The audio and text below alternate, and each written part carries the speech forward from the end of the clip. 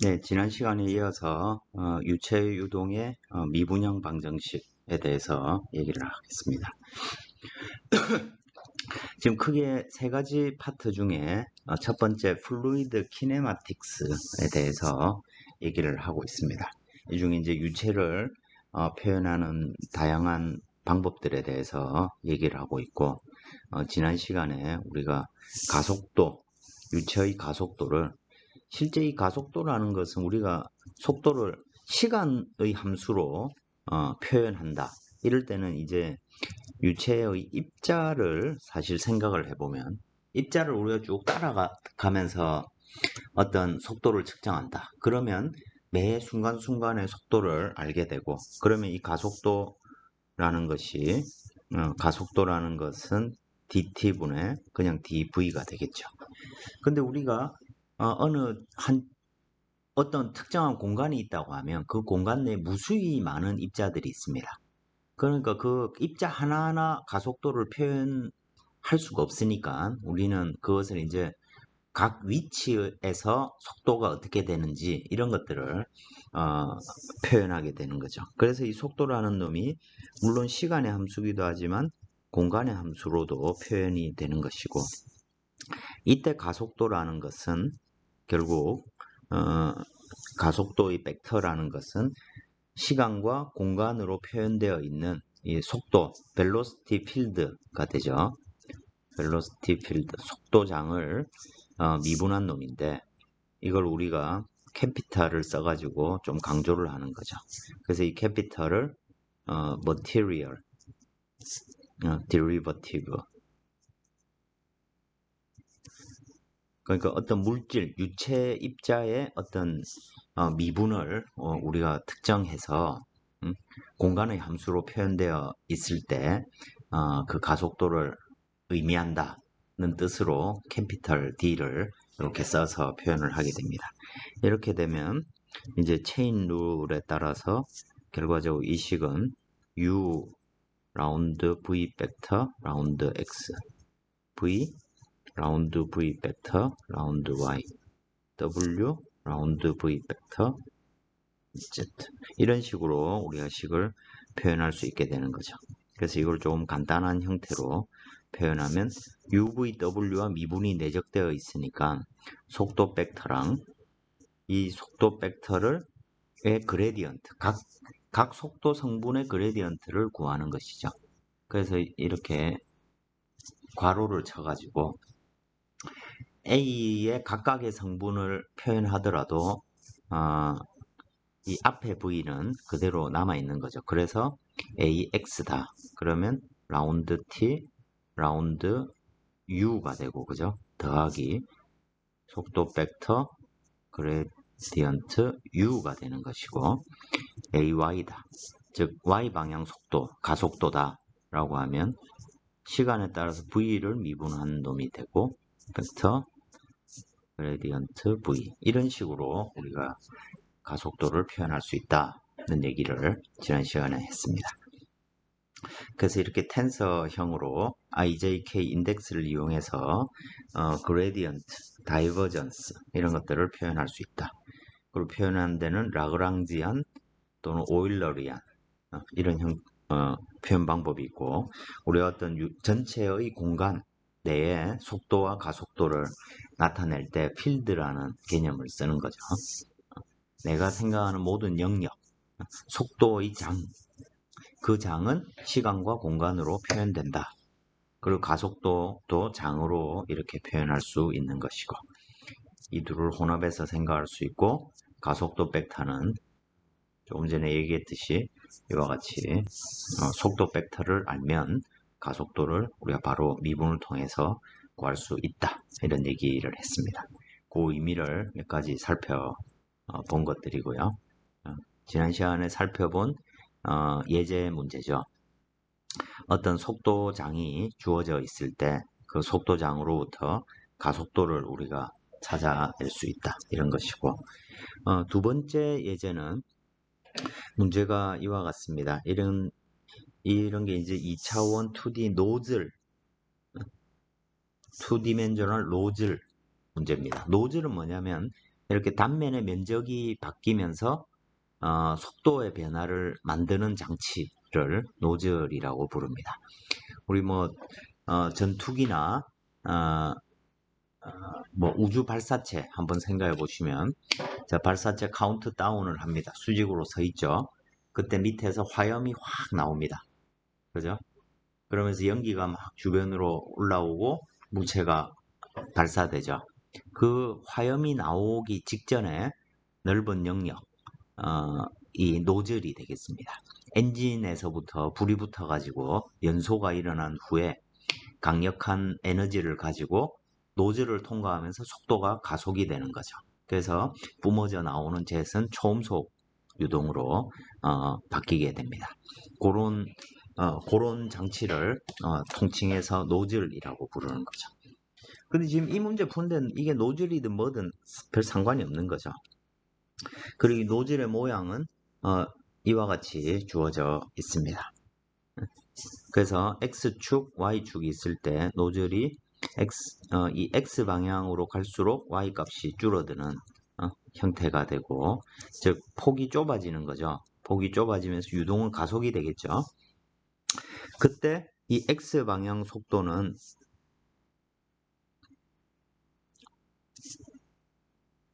V0 1 플러스 L분의 X, 즉 X가 커지면서 U 속도는 커지고 V 속도는 줄어들게 됩니다. 그리고 이때 이 압력의 장은 프레셔 필드라는 것은, 자, 베르누이 관계식에 따라서 P0는 P0를 우리가 이제 토탈 프레셔라고 부릅니다. 전압이라고 부르죠. 우리말로 하면 전압이고, 그죠? 베르누이 계션이라는 게, 자, 토탈 프레셔, 전압이라는 것은 속도가 0일 때의 압력입니다. 그리고 P0 더하기 2분의 1 V0 제곱인데, V0가 0일 때의 압력을 P0라고 했으니까 결과적으로 P0는 P 플러스 2분의 1 U 제곱 플러스 V 제곱이 되겠죠. 그걸 그냥 산수 계산을 해둔 관계식이 되는 것입니다. 그리고 X와 Y가 0인 곳에서 유체의 속도는 0이 라고 했으니까 결과적으로 X좌표가 0인 곳에서의 압력이 P0가 되겠죠. 그리고 이때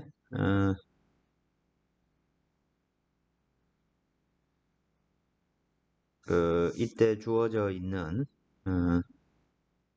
이때는 전압의 개념이 아니네요. 그죠? P0, X좌표가 0일 때의 속도를 2분의 1 로 V0 제곱 이렇게 뒀네. 그죠? 이렇게 뒀을 때 어쨌든 중요한 사실은 이미 속도가 주어져 있고 압력도 주어져 있다는 것입니다. 이렇게 주어져 있고, 여기서 노트, 조심해라. 유체의 스피드는 유체가 노즐을 따라 흘러가면서 증가한다. 예를 들어서 센터에서 Y가 0이고 X가 0인 원점에서는 속도가 V0가 되고, X가 L인 곳에서는 그냥 X자리에 L 넣으면 되죠. 거기서는 속도가 2배가 된다. 이런 얘기를 하고 있는 것입니다. 그래서 뭘 결정하라면 X와 Y의 펑션인데 the time rate of change of pressure, 플루이드 파티클이 느끼는, 즉 플루이드 파티클에 각각의 파티클들이 쭉 흘러가면서 압력의 시간 변화량을 구해보라는 얘기입니다. 개념으로 쓰자면 dp dt가 되겠죠. 즉 압력의 시간 변화율이니까 time rate of change, 변화율입니다. 그죠? 자, 이걸 구하라고 했는데 여기에서 이 압력이라는 놈은 지금 현재 이 문제는 스테디 플로우입니다. 즉 시간에 따른, 직접적으로 공간이 정해지고 났을 때 거기에서 시간에 따른 변화가 없는 거죠. 그죠? 그러니까 이 놈은 오직 x, y, z만의 함수가 될 겁니다. 근데 이걸 t로 미분하니까 이게 머티리얼 디리버티브 구하라는 얘기죠. 그래서 구해보면 u 곱하기 라운드 p 라운드 x v 곱하기 라운드 p 라운드 y가 되겠죠. 2차원 문제니까 z는 없습니다. 그래서 이거 구하라는 얘기죠. u, v 이미 알고 있습니다. 그리고 압력을 x로 편미분하고 압력을 y로 편미분해서 곱하면 되는 거죠. 그래서 압력을 x로 편미분한 양, y로 편미분한 양. 이 두 값을 우리가 그냥 뭐 산수를 하는 겁니다. 그저 산수하면 되죠. 그래서 u와 v를 이렇게 곱해보면 최종적으로 압력의 변화량은 이 식과 같이 바뀌게 된다는 것입니다. 이 식을 가만히 보면 자, 예를 들어 x가 증가했다. 그러면 이 괄호 묶음 안의 값은 증가를 하죠. 근데 부호 자체는 마이너스입니다. 즉 무슨 말이냐면 어느 특정한 지점 여기에서부터 유체 입자가 요 유선을 따라서 이렇게 쭉 흘러가는데 그놈이 시간에 따라서 압력은 어떻게 바뀐다는 얘기입니까? 음수니까 압력이 점점 낮아지겠죠. 우리 베르누이 관계식하고 똑같습니다. 속도가 지금 점점 빨라지고 있으니까 그죠? 압력은 점점 낮아지는 거죠. 공간에 대해서 x가 증가할 때 압력이 낮아진다. 근데 그 입자 하나하나를 생각을 해보면 입자가 운동을 하면서 시간에 따라서 압력이 어떤 양으로 바뀌는지 이걸 우리가 시간의 함수로 타임 레이트, 시간 변화율을 이와 같이 찾아낼 수 있게 되는 것이죠. 자, 이런 것들이 나중에 이제 유체 현상을 우리가 분석할 때, 즉 입자의 압력이 저와 같이 시간에 따라서 이렇게 바뀌니까 압력이 많이 바뀌는 곳이 어딘지, 그리고 압력이 조금 바뀌는 곳이 어딘지 이런 것들을 알 수가 있게 되는 것이죠. 그죠? 이런 것들을 알면 우리가 저런 정보를 이용해서 뭐 유체 장치를 설계할 때 쓴다든지 뭐 이런 것 여러 가지를 할 수 있겠죠. 어디에 쓸 건지 지금 그런 것들은 나중에 생각하고 여기선 키네마틱스를 하고 있으니까 우리가 왜 저런 일이 벌어지는지 이런 것보다는 저 운동을 정량적으로 우리가 표현하는 방법을 이와 같이 배우고 있는 것입니다. 자, 유체의 운동은 여기에 나와 있듯이 크게 네 가지 운동이 있습니다. 자, 그냥 유체 입자를 하나를 같이 사각형 박스라고 생각을 해보겠습니다. 매우 작은 박스입니다. 그럼 그 운동은 첫 번째로 트랜슬레이션, 병진, 우리말로 병진 운동이라고 부릅니다. 말 그대로 그냥 특정한 방향으로 쭉 움직여가는 것, 이동을 말하는 거죠. 그리고 B번과 같이 저 요소가 회전을 할 수가 있고 C번은 linear strain입니다. 이게 뭔 말이냐면 늘어나거나 쭉 늘어나거나 압축되거나 이와 같이 각 특정한 방향으로 늘어나거나 줄어드는 정도를 linear strain이라고 부릅니다. 그리고 찌그러질 수도 있죠. 이걸 shear strain이라고 부릅니다. 우리 재료 역학할 때 normal stress, shear stress, 유체역학에서도 그죠? 면에 수직하게 작용하는 힘이 normal stress고 단위 면적당 힘이 normal stress고 평행하게 작용하는 놈이 shear stress입니다.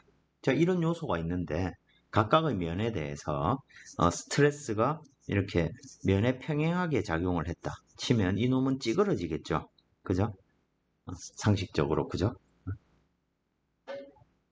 자, 그렇게 해서 이 찌그러지는 이런 네 가지의 유체 요소는 이런 네 가지 변화를 할 수 있고 유체는 항상 어떤 끊임없이 움직이고 있죠. 그죠?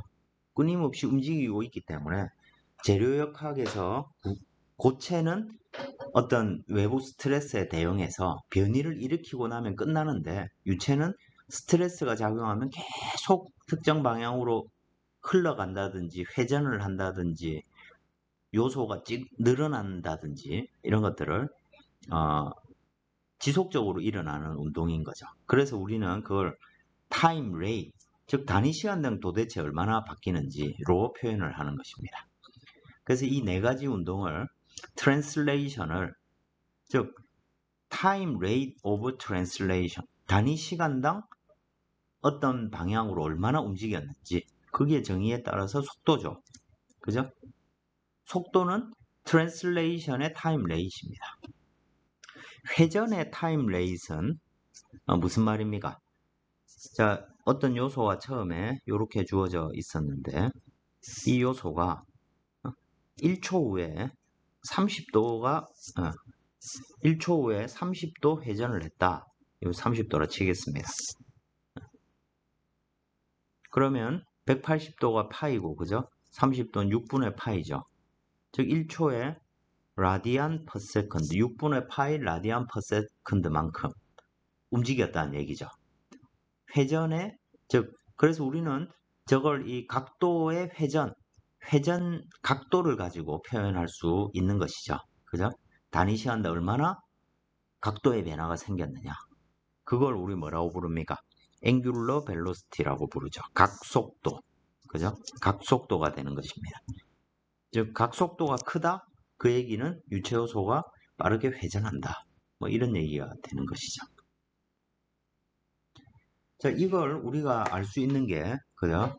산이나 내과 뭐 산 내과 이런 데서 계곡 이런 데 못 가본 사람이 요즘에 왠지 있을 것 같기도 한데 그런 데 가서 예를 들어 나뭇잎을 그죠? 단풍잎 가을이니까 단풍잎을 계곡물에다 딱 띄워 놓습니다. 그러면 그 단풍잎은 매우 가볍죠. 그죠? 근데 그 단풍잎이 그냥 반듯하게 흘러만 가나요? 그렇지 않죠. 그죠? 어느 구간에 가면 이놈이 빙글빙글 돌기도 하고, 그죠? 근데 그 놈이 돌았다는 얘기는 그 밑에 있는 유체가 회전을 했다는 얘기죠. 이 회전하는 유체의 가장 대표적인 게 태풍 이런 거죠. 유체 요소가 도니까 단풍잎도 도는 겁니다. 그래서 그 유체 요소에 우리는 어떤 이온인지 모르지만 거기에 유체 요소의 회전 성분이 발생했다는 것이고 그걸 우리는 각속도로 표현한다는 거죠. 또 linear strain. 자, 재료를 생각해 보겠습니다. 처음 길이가 L이었습니다. 그리고 이놈이 한쪽 둘을 합쳐서 델타만큼 움직였습니다. 그러면 재료역학에서는 스트레인을 어떻게 표현했습니까? L분의 델타로 입실론으로 표현했죠. 그죠? 근데 유체 요소는 늘어지기 시작하면 계속 늘어지죠. 스트레스가 받는 이상. 그래서 time rates로 표현을 하는 것이고 그래서 strain rates로 되는 것이고 요거의 의미는 L분의 델타 다트가 되겠죠. 단위 시간당 델타의 변화량이니까. 유체 요소 입장으로 생각하면 이놈은 속도 u가 되는 것이고 단위 길이당 변화되는 속도니까 이걸 조금 더 엄밀하게 생각하면 라운드 u, 라운드 x 그죠? 라운드 u, 라운드 t라는 건 단위 시간당 속도의 변화량이죠. 여기 그 마찬가지로 재료역학에서 L분의 즉 단위 길이당 변이를 따지는 거니까 유체로 치자면 라운드 U, 라운드 X 이런 식으로 표현이 될 겁니다. 이걸 linear strain rate이라고 부르고 shear strain rate는 무엇을 의미할까요? 찌그러진 거니까 요 각도를 감마라고 하면 그냥 세타라고 하면 이 세타가 단위 시간당 얼마나 빨리 쭈그러드느냐 변하느냐 이놈 가지고 우리가 shear strain을 정의할 수 있겠죠. 찌그러진 정도니까 그 각도로 표현할 수 있을 것입니다. 그래서 속도, velocity, angular velocity, strain rate 이런 것들이 이제 유체 요소의 어떤 운동을 표현하는 요인이 되겠죠. 표현하는 방법이 되는 것입니다. 이런 타임 레이스를 구함으로써 우리는 이 유체의 운동을 정량적으로 표현할 수 있게 되는 것입니다. 자, 앞에서 했듯이 단위 시간당 얼마나 트랜슬레이션 됐느냐, 그놈이 우리는 벨로시티, 속도 벡터라고 하고, 각 방향으로 이동한 양, 단위 시간당 이동한 양을 UVW로 표현을 하는 것입니다. 이게 뭐 너무너무 당연한 거죠. 그죠? 우리가 UVW가 각 방향으로의 속도니까. 자, 속도가 이렇게 정해졌고, 그 다음에 rate of rotation, 이게 angular velocity입니다. angular velocity를 어떻게 구할 수 있을까요? 결국에는 우리가 기준을 하나 잡는 겁니다. 예를 들어 이 사각형 요소가 있는데, 이 사각형 요소는 다음 순간을 생각하면 뭐 여러 가지가 겹쳐가지고 이놈이 찌그러질 수도 있고, 그죠? 이와 같이 찌그러질 수도 있죠. 딱 정사각형이 움직이는 게 아니고 작은 요소가 이 각도가 찌그러질 수도 있습니다. 근데 지금 내가 알고 싶은 것은 이 요소가 평균적으로 얼만큼 회전을 했느냐를 알고 싶으니까, 그러면 여기에 라인 A, 라인 B라고 X 성분을 라인 A라고 Y 성분을 B라고 하면 두 선분이 단위 시간당 회전한 각도를 계산하면 앵귤러 벨로시티가 되겠죠. 자, 그놈이 왜 그렇게 되는지 한번 보겠습니다. 그럼 처음에 요 길이를 델타 X라 하고 요 길이를 델타 Y라 두겠습니다.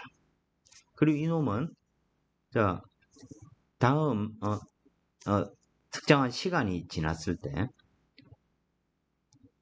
회전을 일정 정도 했습니다. 그러면 라인 A가 처음에는 X축 위에 있던 놈이 알파 A만큼 움직여 가지고 여기를 돌아갔습니다.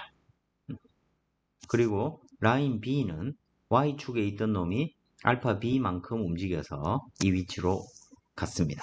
지금 우리가 알고 싶은 것은 단위 시간당 각도가 얼마나 바뀌었느냐, 지금 그걸 알고 싶은 거죠. 그죠? 그러면 자, 이 문제로 치자면 T2 마이너스 T1 분의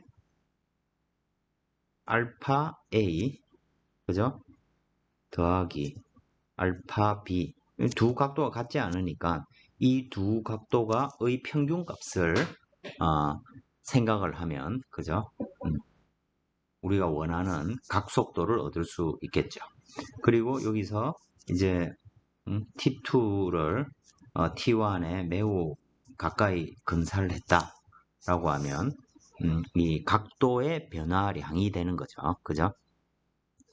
자, 그러면 T2의 저 알파 각도는 어떤 의미가 됩니까? 알파 A는 처음에 델타 X 위치에 있던 놈이 이렇게 쭉 이만큼 자리를 옮겼습니다. 그러면 이 각도가 알파 A니까 우리가 저걸 보면 사실은 요 움직인 호의 길이는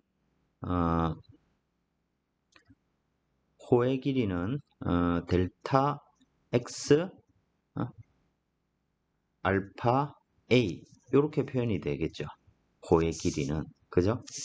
근데 이놈이 이 호의 길이랑 요 위치의 변화량, 이 위치의 즉 Y 방향으로 변화량하고 호의 길이를 우리가 요 Y만큼 바뀐 양을 L이라고 치면 L만큼 움직였다고 근사를 할 수 있겠죠. 그죠? 그래서 우린 여기에서부터 알파 A는 델타 X분의 L이라고 근사를 할 수 있게 됩니다. 그리고 저 델타 x가 매우 작은 각이 되면 호의 길이나 높이나 거의 같은 값을 가지겠죠. 그럼 이 L이라는 놈은 도대체 뭐냐는 거죠. 자, 그래서 보면 우리가 이 작은 유체 요소를 생각하는데 여기 입자 하나가 있었다고 하면 처음엔 x축 위에 있던 놈이 델타 t만큼 지났을 때 L만큼 이동했다는 의미로 생각할 수 있겠죠. 유체 입자를 생각하면. 그죠? 그래서 L은 유체 입자가 이동한 거리가 되는 것입니다. 그죠? 자, 그래서 원래 있던 요 식에서 이 식은 어떤 의미가 되냐면 t를 굉장히 작게 가져가게 되면 이놈이 결국에는 dt분의 2분의 1 그죠? dt 말고 델타 t분의 알파 a 더하기 알파 b 이렇게 될 테고 요거가 가지는 의미는 결국에는 알파 a의 다트 더하기 알파 b의 다트 즉 시간 미분한 양과 같다는 얘기입니다. 그놈 둘을 평균한 양이 되는 것이죠. 그죠? 자, 그러면 자, 여기에서 위에서 구한 알파 a는 이렇게 되는데 알파 a 다트라는 놈은 델타 x는 그대로 있을 텐데 L의 다트가 되겠죠. 이 L의 다트가 뭡니까? L의 다트라는 게 결국에는 우리 요것을 즉 입자가 y 방향으로 단위 시간당 y 방향으로 얼마나 이동했는지를 나타내는 양이니까 저놈은 결국에는 뭐가 되겠습니까? U가 되겠죠. U가 아니고 V가 되겠죠. 그죠? 결국에 의미상으로 델타 X분의 V가 되는 것이죠. 그죠? 자, 그리고 그놈은 우리가 미분의 개념으로 이게 그럼 뭐 L이라 하지 말고 지금 델타 X랑 델타 Y로 생각을 해서 그런데 변화한 길이의 변화량인데 Y로 움직인 놈이고 그 놈을 시간으로 미분했으니까 V가 되는 것이죠. 그래서 이 식은 요 알파 A 다트는 좀 더 엄밀하게 식을 써보면 델타 X분의 델타 속도의 변화량으로 우리가 표현을 할 수 있는 것이죠. 단위 시간당 속도의 양이니까. 즉 저 속도를 x로 미분한 놈과 같다는 얘기입니다. 그래서 이걸 조금 더 다르게 써보면 라운드 x분의 라운드 v가 되는 것이고 알파 b는 어떻게 될까요? 알파 b는 여기서 움직인 거리가 이렇게 표현되고 이때는 델타 y분의 변화를 했는데 x 방향으로 어떤 특정한 거리만큼 움직였습니다. 그죠? 그런데 그 방향은 마이너스 방향이죠. 회전을 지금 반시계 방향으로 얘가 움직이고 있고, 그죠? 그 반시계 방향을 우리가 포지티브라고 지금 둔다면 각도 변화량이 요 양은 마이너스가 될 겁니다. 이런 식으로 개념화해서 우리가 엄밀하게 써보면 알파 b 다트라는 놈은 마이너스 라운드 y분의 라운드 u가 되는 것이죠. 그래서 2차원 평면에서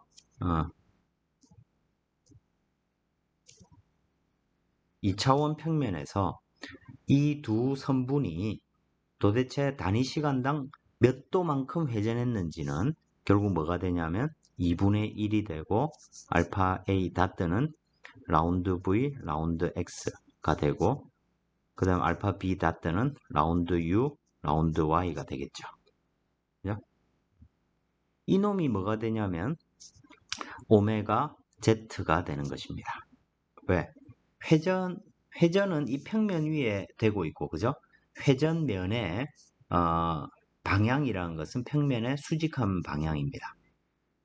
그죠? 기준 축이 Z축이라는 얘기고, 그때 각속도를 이와 같이 나타낼 수 있다는 것입니다. 마찬가지로 오메가 X를 구해보면 이놈은 2분의 1 라운드 W, 라운드 Y, 라운드 V, 라운드 Z와 같이 되고 오메가 y는 2분의 1 라운드 u 라운드 z 마이너스 라운드 w 라운드 x와 같이 표현된다는 것입니다. 이런 식으로 두 선분의 회전한 각도를 평균한 값으로 우리가 각 속도를 정의를 한 겁니다. 개념적으로 뭐 틀리는 게 없죠, 그죠? 평균적으로 저 사각형 요소를 생각을 했을 때 회전한 각도를 단위 시간당 회전각을 각속도로 우리가 정의를 한 거니까요. 근데 이 식을 가만히 쳐다보면 이게 뭐와 같냐면 요걸 벡터로 표현하면 오메가 벡터는 2분의 1 컬을 구하는 것과 같다는 얘기입니다. 자, 이 컬의 의미가 뭡니까? 컬을 구하는데 이놈은 I, J, K 라운드 X 라운드 Y 라운드 Z고 이놈의 V 벡터니까 UVW로 표현됩니다. 그래서 이 식을 풀어 써보면 이제 I 성분, I 방향 성분, 우리 그 돌림 힘 구하는 거, 그죠? R 벡터 크로스 F 벡터 이거 하는 거하고 지금 방식은 똑같죠? 그죠? 돌림 힘 구하는 거와 같습니다. 이걸 특정해서 특별히 curl of velocity curl이라고 부르게 됩니다. 그 i는 나머지 놈의 determinant 구하는 방식이죠. wy 마이너스 라운드 v 라운드 z 이렇게 표현된다는 것입니다. 그래서 우리는 이 식은 curl의 절반이다고 표현할 수 있고 여기서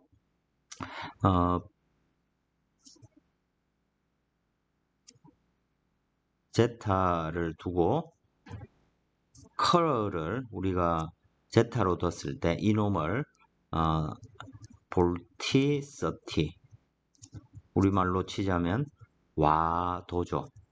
와가 뭡니까? 소용돌이죠. 그죠? 한자어로 와가 소용돌이의 정도입니다. 그걸 볼티서티 볼텍스가 소용돌이고 볼텍스에 시티가 붙어서 볼티서티 소용돌이의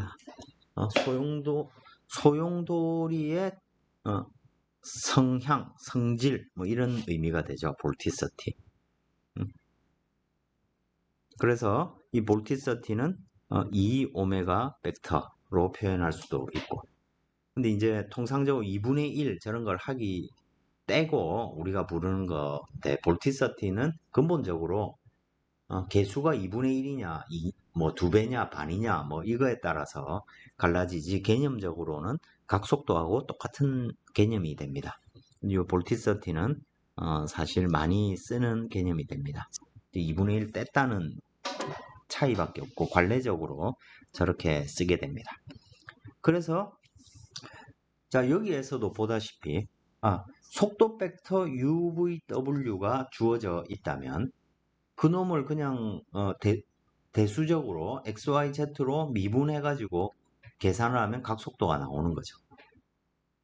그럼 속도 벡터만 알면 각속도는 그냥 결정이 되는 거죠. 그죠? 그리고 그 속도 벡터의 컬을 구하면 각속도를 얻을 수 있다. 이런 걸 알 수가 있는 것이죠. 자, 이건 여기까지 두고 또 다른 측면을 생각해 보겠습니다. 자, 이거는 각속도는 저 요소가 어떤 중심점을 기준으로 각도가 몇 도만큼 회전을 했느냐 때 찌그러진 양 shear strain을 생각해 보면 shear strain이라는 것을 생각해 보면 이건 찌그러진 정도죠. 그러면 요 사이의 각이죠. 처음에는 2분의 파이였는데 이 각도가 어떻게 바뀌었습니까? 나중에는 2분의 파이에서 빼기 어떻게 됐습니까? 요 사이의 각도는 얼만큼 줄었습니까? 이놈은 저 사이 각도의 변화량, 자, 처음에 2분의 파이였고, 그죠? 요 사이 각도는 2분의 파이였는데, 그 다음에는 이게 어떻게 되는 거죠?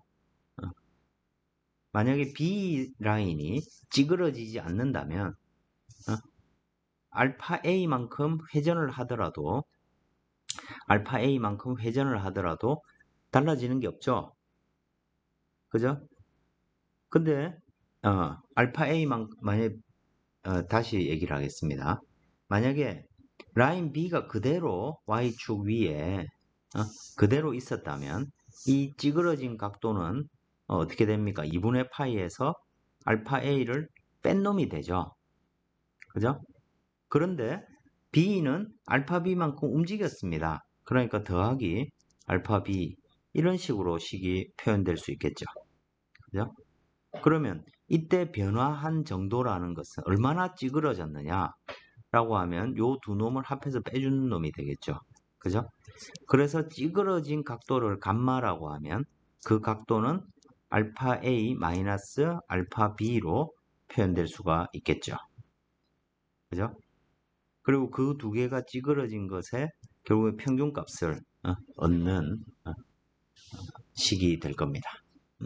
그래서 이미 알파 A랑 알파 B가 어떻게 표현되고 우리가 원하는 것은 단위 시간당 이놈이 얼마나 찌그러졌는지를 알고 싶은 거니까 수식상으로는 이 값이 얼마가 되겠습니까? 2분의 1 라운드 V 라운드 X 더하기 라운드 U 라운드 Y가 찌그러진 정도를 나타낼 수 있는 것이죠.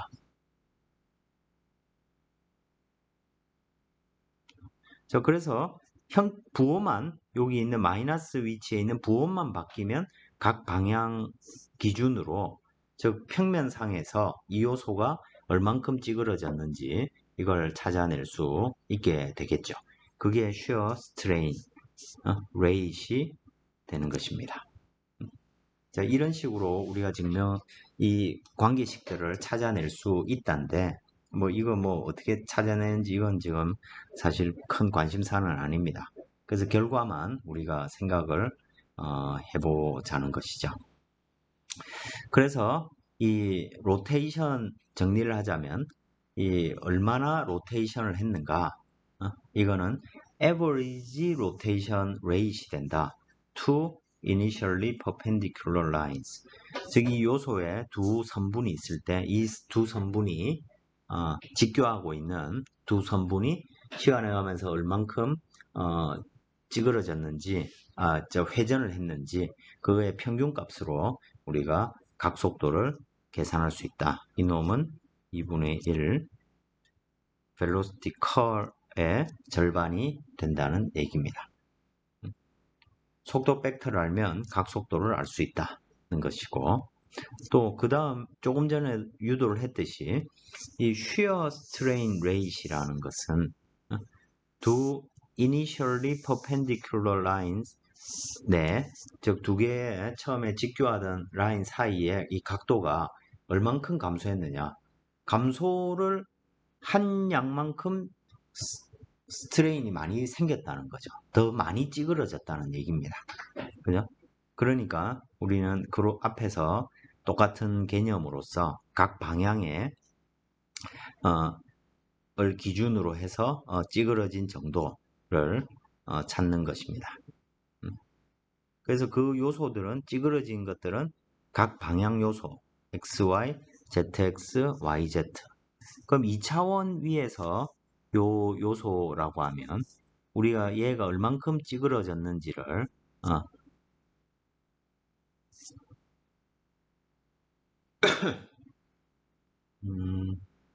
좀 지금 꼬여 있는데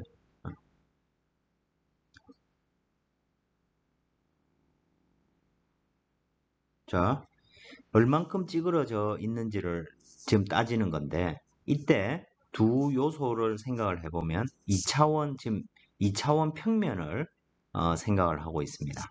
좀 전에 유도했듯이 2차원 평면에서 이 찌그러진 정도는 라운드 U, 라운드 Y, 라운드 V, 라운드 X의 절반값으로 표현되는 것이고 그때 2차원 X와 Y축의 평면에서 이루어진다고 해서 입실론 XY라고 우리가 표현을 하는 것이죠.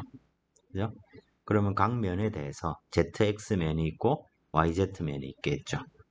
그거에 대해서 각자를 표현할 수 있게 되겠습니다.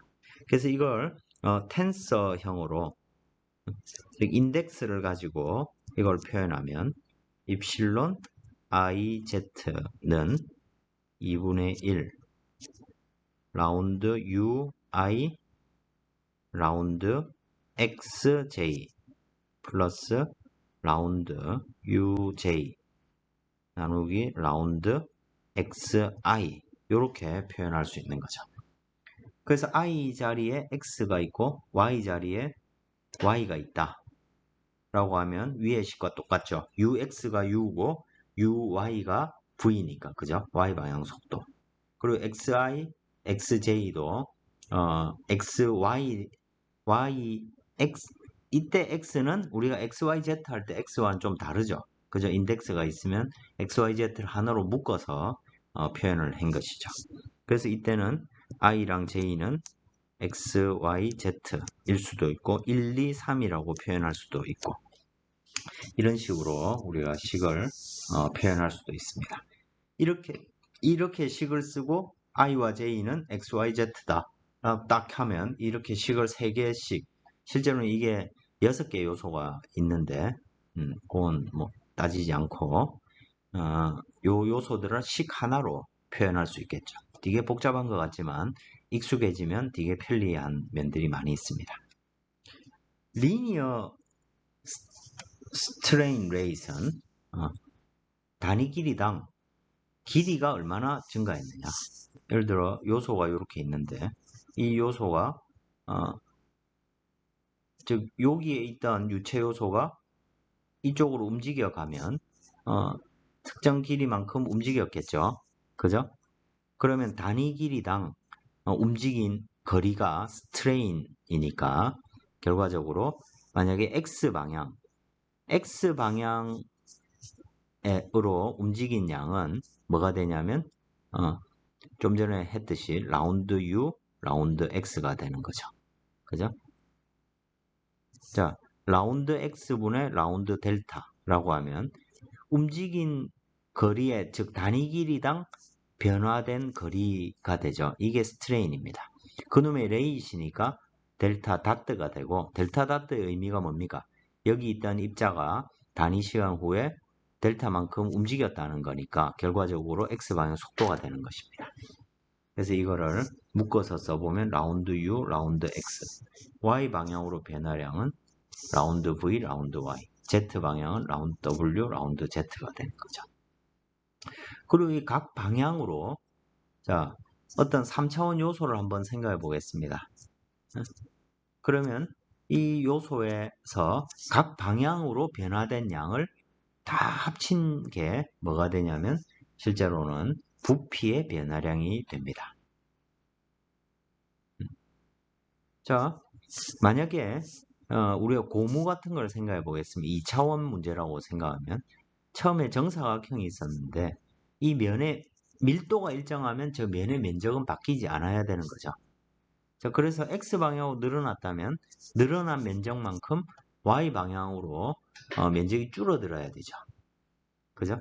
그래서 라운드 U, 라운드 X가 X방향으로 바뀐 양이고 라운드 V, 라운드 Y가 Y방향으로 바뀐 놈인데 이 둘을 합친 만큼이 부피라는 게 되고 면적이 만약에 똑같다고 하면 이놈이 0이라는 얘기가 되죠. 그죠? 그래서 우린 이걸 가지고 자, 이 유체 요소의 압축성을 얘기할 수가 있습니다. 그래서 각 방향으로 단위 시간당 변화된 양을 이렇게 우리가 이 세 개의 요소의 합으로 표현할 수 있고 그리고 각각의 것들은 라운드 U, 라운드 X, 라운드 V, 라운드 Y, 라운드 W, 라운드 Z가 되고 자 이거는 뭐가 되냐면 속도 벡터를 각 방향으로 미분해서 더한 놈입니다. 이걸 뭐라고 부릅니까? 우리가 다이버전스라고 부르게 되는 거죠. 벨로시티 다이버전스입니다. 결과적으로 이 벨로시티 다이버전스라는 것은 단위 부피당 부피의 변화량, 그건 단위 길이당 길이의 변화량을 각 방향 요소로 다 더한 양과 똑같다는 것이고, 그리고 그렇기 때문에 이 다이버전스가 0이다 라는 얘기는 이 유동은 incompressible, 우리말로 비압축성이 되는 거죠. 그리고 이놈이 0이 아니다. 이놈이 0이 아니다. 그 얘기는 부피에 어떤 변화가 있을 때 부피 자체가 바뀌었다는 얘기죠. 그죠? 자, 풍선 같은 놈을 우리가 손으로 누르면 다른 방향으로 이렇게 늘어나서 풍선 효과 이런 말을 쓰죠. 그런데 만약에 우리가 풍선을 손으로 꽉 움켜쥐고 압축을 쭉 누르면 삐 빠져나오지 않고 압축이 가능하죠. 그러니까 풍선 안에 있는 공기는 압축성입니다. 근데 물 같은 경우는 풍선 안에 물을 넣어놓고 압축하는 건 거의 불가능하죠. 그래서 물은 비압축성이 되고 공기는 compressible이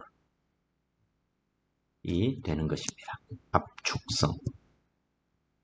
그래서 이 기체나 어떤 유체가 압축성을 갖고 있는지 없는지를 판별하는 기준이 이 다이버전스를 계산하는 것입니다.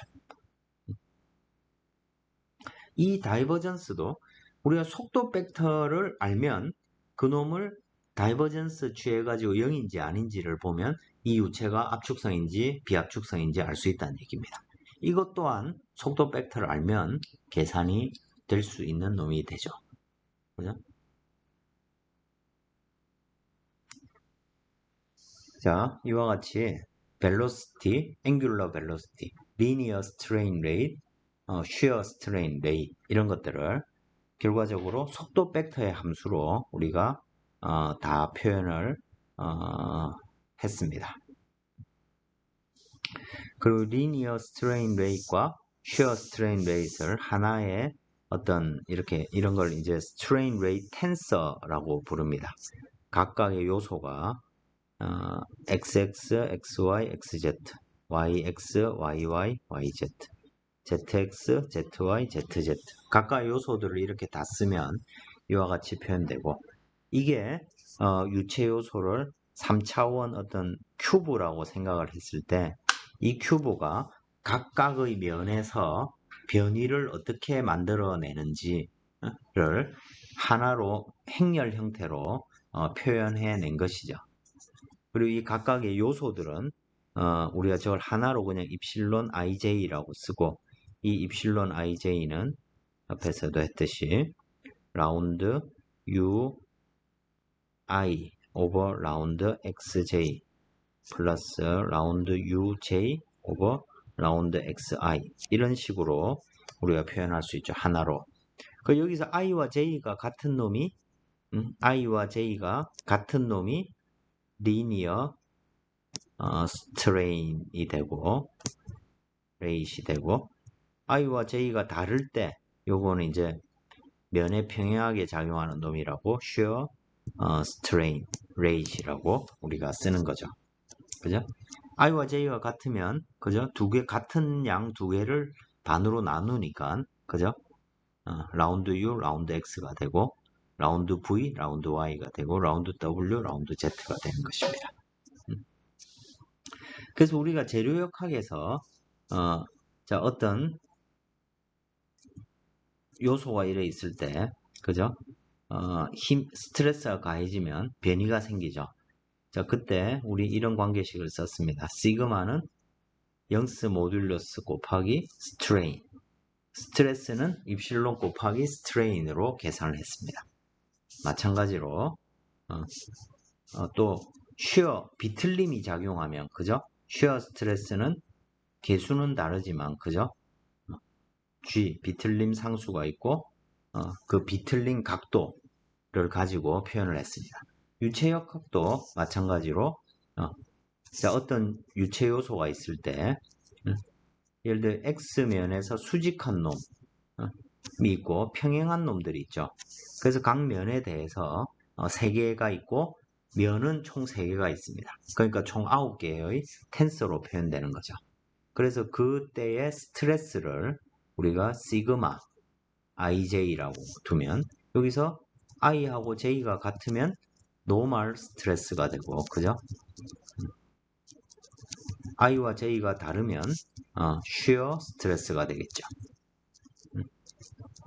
자, 재료역학의 이런 관계식처럼 유체역학에서도 시그마 IJ 압력은 이제 노멀 컴포넌트는 다른데 쉬어 스트레스의 경우에 이 시그마 IJ는 뮤 점성계수 곱하기 입실론 IJ로 표현할 수 있다.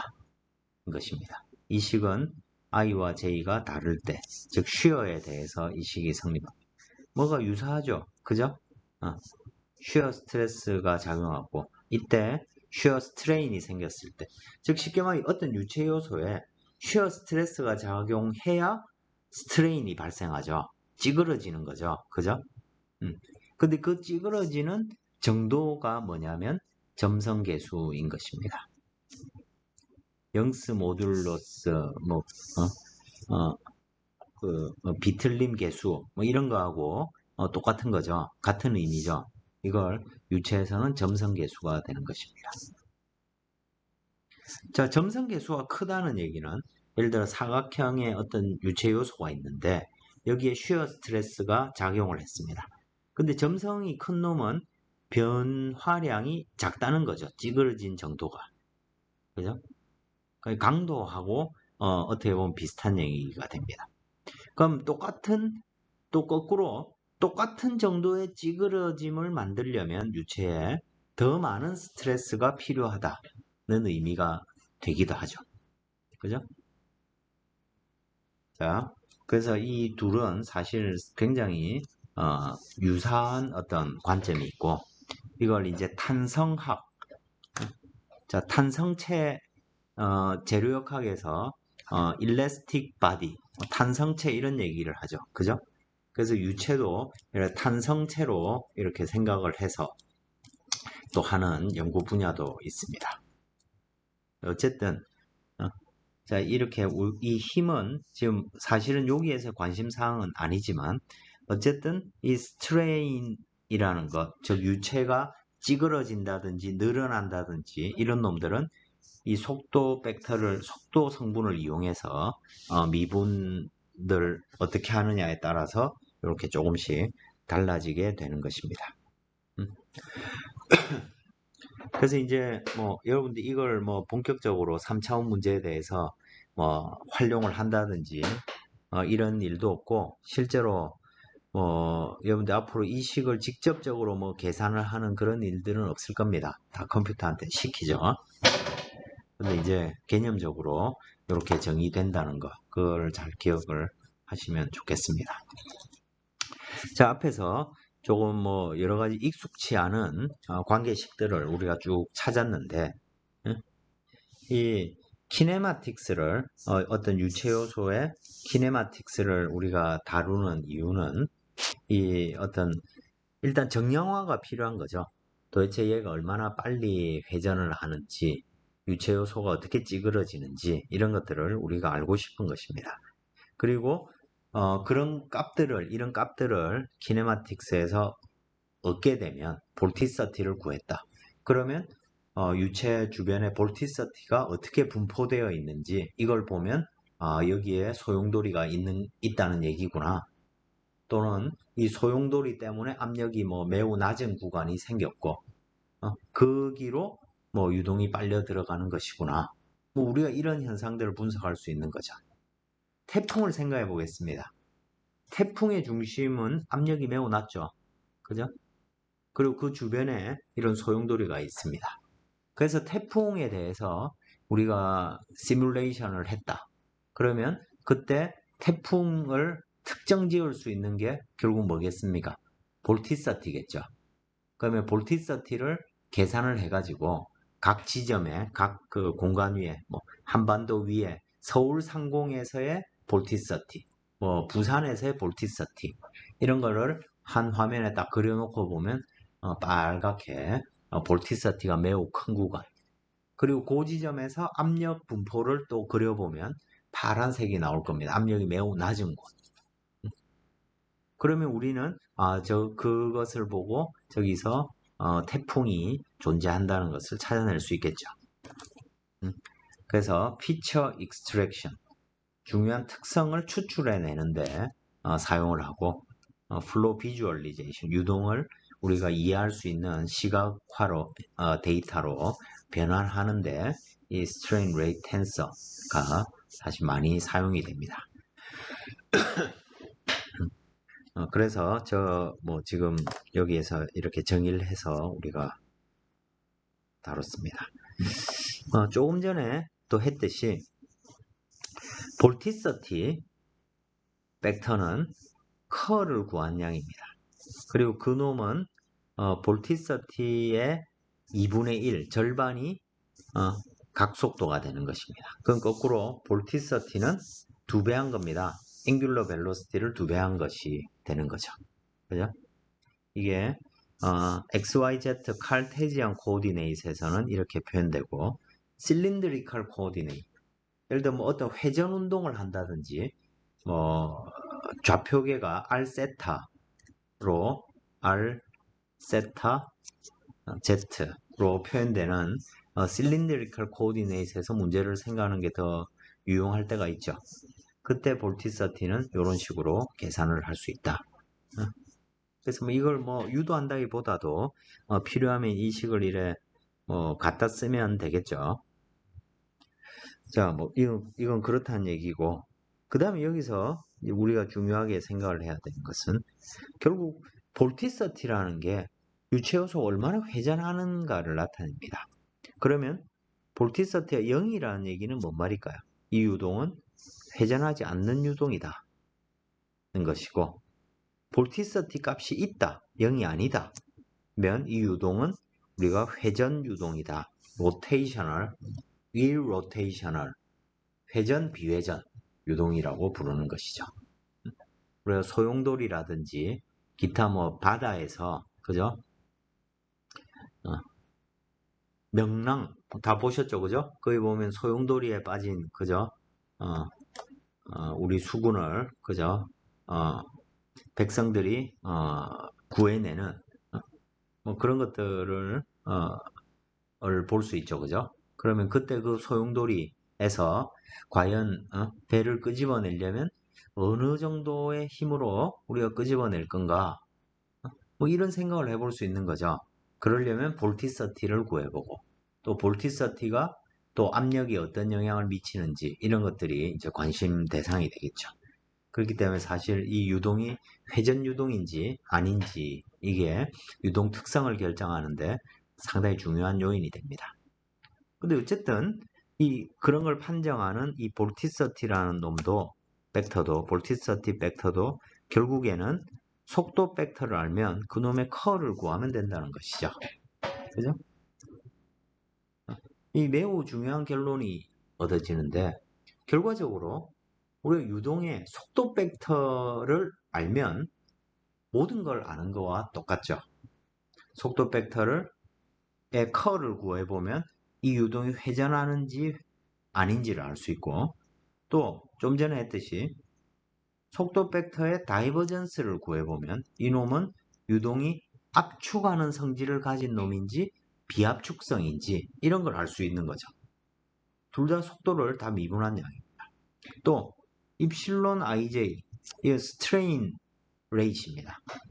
속도 벡터의 미분으로 표현되죠. 그러면 속도 벡터를 알면 이 유동이 특정한 지점에서 찌그러지는 놈인지 또는 쭉 늘어지는 놈인지 이런 걸 알 수 있다는 얘기가 되는 것입니다.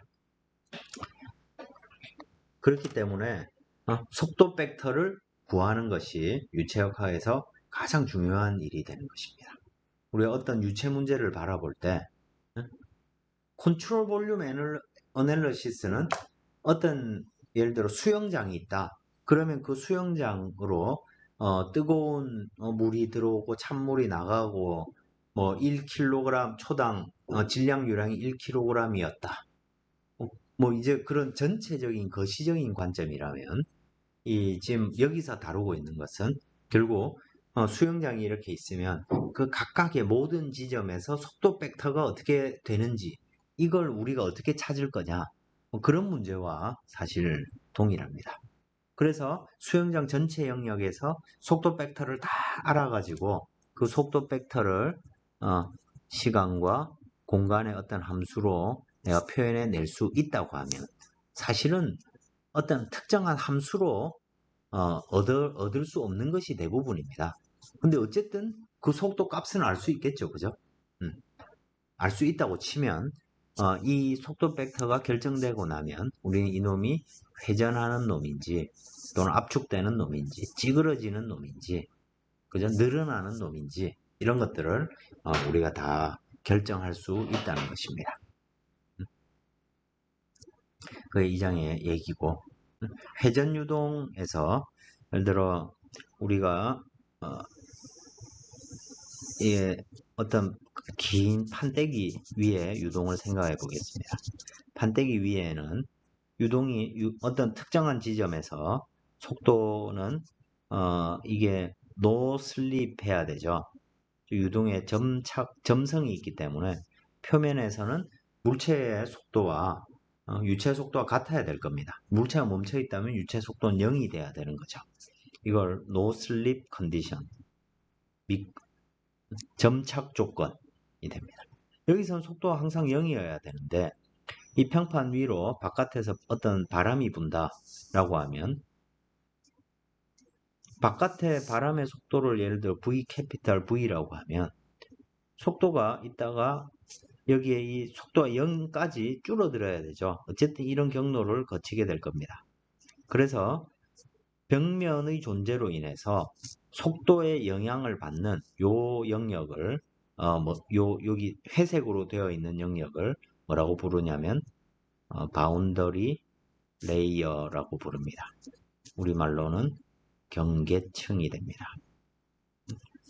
물체로 인해서 이렇게 속도가 바뀌는 영역이 이렇게 존재하고 그 바깥쪽에서는 물체의 영향을 인지하지 못한 만큼 떨어져 있는 곳이니까요. 거기서는 어떤 외부의 속도와 똑같을 겁니다. 근데 여기서 이 스마일맨 스티커를 무게가 0인 스마일맨 스티커를 딱 경계층 안쪽에다 놓으면 이놈은 어떻게 되냐면 이렇게 빙글빙글 돌면서 나가게 됩니다.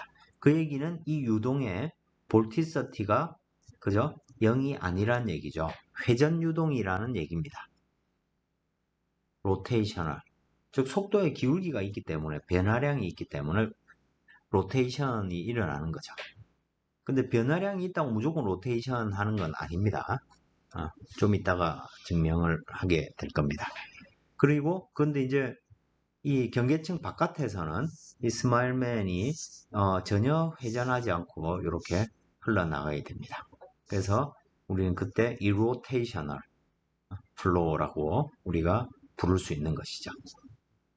그래서 여러분들이 나중에 유체 문제를 다룰 때 irrotational 비회전 유동이면 우리가 문제를 이론적으로 상당히 쉽게 접근할 수가 있습니다. 근데 회전 유동이 딱 되면 이 문제를 이제 푸는 데서 상당한 제약 조건이 생기게 됩니다. 그래서 이 경계층 안과 밖을 서로 사실은 따로따로 이렇게 해석을 하게 되는 이유가 이런 유동 특성이 많이 다르기 때문인 거죠. 그래서 그런 걸 판정할 때 이 볼티서티들을 우리가 활용을 한다는 것입니다. 예제를 이렇게 살펴보면 자, 어떤 XY 면이 있는데 내가 뭐 속도를 측정할 수도 있고 그죠? 뭐 어떤 방법으로 이게 결정이 됐는지는 잘 모르겠는데 각 지점의 좌표를 알면 속도 벡터를 결정할 수 있다. 그리고 그 속도 벡터에 대한 관계식이 이렇게 된다는 것을 누군가가 알려줬습니다. 뭐 실험을 할 수도 있고 CFD로 풀어낼 수도 있고 어쨌든 속도 벡터절에 주어져 있다는 것입니다. 그럼 이 유동은 압축성인 유동이냐? 라고 물을 수도 있고 회전하는 유동인지를 물을 수도 있죠. 자, 압축성인지 물으면 뭐 구하라는 얘기입니까? 다이버전스 V 구하라는 얘기입니다. 회전하는 유동인지 하면 커를 구하라는 얘기입니다. 그죠? 그 지금 이 문제는 2차원 문제입니다. 그러니까 다이버전스 V는 라운드 U, 라운드 X 더하기 라운드 V, 라운드 Y죠. 그럼 U를 X로 미분하면 2X가 되죠. 이 문제로 치자면 U를 X로 미분, X제곱을 X로 미분했으니까 2X가 되는 것이고요. 그 다음에 V는 마이너스 2XY 마이너스 1인데 이놈을 Y로 편미분했습니다. 그죠? 그러니까 이 식은 마이너스 2X가 되겠죠. 그래서 다이버전스를 구해봤더니 0이 나오더란 말입니다.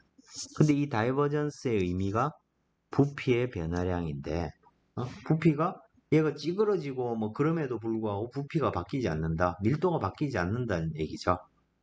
그래서 우리는 이 유동은 비압축성, incompressible 한 유동이다. incompressible 한 유동이라고 얘기를 할 수 있는 것이죠. 로테이션, 회전을 하는데 2차원 문제입니다. 그러면 Z 성분만 존재하죠. 이놈을 다시 써보면 IJK가 있고 라운드 X, 라운드 Y, 라운드 Z, UVW인데 W 없습니다. 그죠? Z로 미분한 놈 없습니다. 그럼 요 놈만 살아남죠. 그리고 K, 즉 방향은 Z 방향이 되는 거죠. 그랬을 때 그 디터미넌트를 구해보면 라운드 V, 라운드 X, 라운드 U, 라운드 Y가 되는 거죠. 그 V를 즉 Y 방향 속도를 X로 미분하면 뭐가 됩니까? 마이너스 2Y가 되고 그죠? 그 다음에 U, X 방향 속도를 Y로 편미분했습니다. 근데 U는 X제곱인데 Y로 편미분하면 0이죠. 결과적으로 볼티서티는 마이너스 2YK라는 것을 이렇게 알 수 있습니다. 즉 Y 값이 커질수록 볼티서티의 절대값이 큰 값을 가지게 되겠죠. 그죠? 위로 갈수록 빨리 회전하는 성분이 존재한다는 것입니다. 자, 그래서 만약에 우리가 특정한 지점 1,4 지점에서 유체가 흘러올 때 유선은 어떻게 그릴 수 있습니까? 유체의 유선은 U분의 dx는 V분의 dy 이렇게 구할 수가 있죠. 왜 그러냐면 dx분의 dy가 자 유선의 정의라는 것이 특정한 지점에서 유체 속도 벡터가 평행한 선입니다. 그러니까 이놈이 u분의 v로 정의되는 선이겠죠. 그죠? 그러면 u는 x제곱분의 dx는 마이너스 2xy 마이너스 1분의 dy 이렇게 주어지죠. 그러면 이 관계를 만족하는 이 미분 방정식 문제죠. 그죠? 이 관계를 만족하는 y와 x의 관계를 찾으면 되는 거죠. 그죠? 그렇게 찾아보면 이렇게 유선이 이런 모양으로 흘러온다는 것을 알 수 있게 됩니다. 뭔가 저 먼 y가 매우 높은 곳에서 유동이 흘러와 가지고 x가 그죠? 뭔가 x 어딘가에 그죠? 어딘가를 기준으로 해서 유동이 옆으로 x 방향으로 흘러가는 이런 유동이죠. 뭐 뭔 유동인지 그건 지금 사실 별 관심이 없는 겁니다. 근데 자, 이 유체 요소가 어쨌든 y가 4니까 그때 볼티서티는 마이너스 8이 됩니다. 즉 마이너스 8 라디안 퍼 세컨드로 얘가 회전을 하면서 아래로 내려오고 있는 거죠. 아래로 내려오면서 이놈은 찌그러집니다. 자, 이 찌그러지는 성분, 즉 x 방향으로 찌그러진 성분이 입실론의 xx니까 이놈은 2x고 입실론 yy는 마이너스 2x입니다. 즉 x가 커질수록 그죠? x가 커질수록 유동은 x 방향으로 늘어나고 y 방향으로는 쭈그러드는 거죠. 그래서 이 유체 요소가 잉크라고 하면 저 잉크 실제로 저 위치에 잉크를 사각형 모양 딱 놓으면 그 잉크의 궤적이 밑으로 쭉 흘러가면서 옆으로 쭉 늘어지게 됩니다. x 방향으로. x가 값이 커질수록 더 많이 늘어나게 된다는 거죠. 그래서 한번 늘어난 놈이 또 계속 시간이 흐름에 따라서 점점 늘어나니까 쭉 늘어지는 이런 모양이 만들어지게 된다는 것이죠. 우리가 이런 특성을 이렇게 알 수 있고 실제로 아주 미세한 전기 프린팅 장치들, 잉크젯 장치 이런 거 설계할 때 그 잉크의 액적이 과연 그 분사될 때 어떤 방향으로 어떤 형태로 찌그러져서 갈 건지 이게 이제 잉크젯의 특성을 결정짓는 요인이 되겠죠. 그럴 때 이제 이런 계산들이 필요하게 됩니다. 굳이 뭐 예를 만들자면 그렇다는 얘기입니다. 이렇게 우리가 특성을 파악을 할 수 있게 되는 것이죠. 다음 시간에 좀 특별한 경우로서 태풍 문제 가지고 한번 얘기를 해보겠습니다.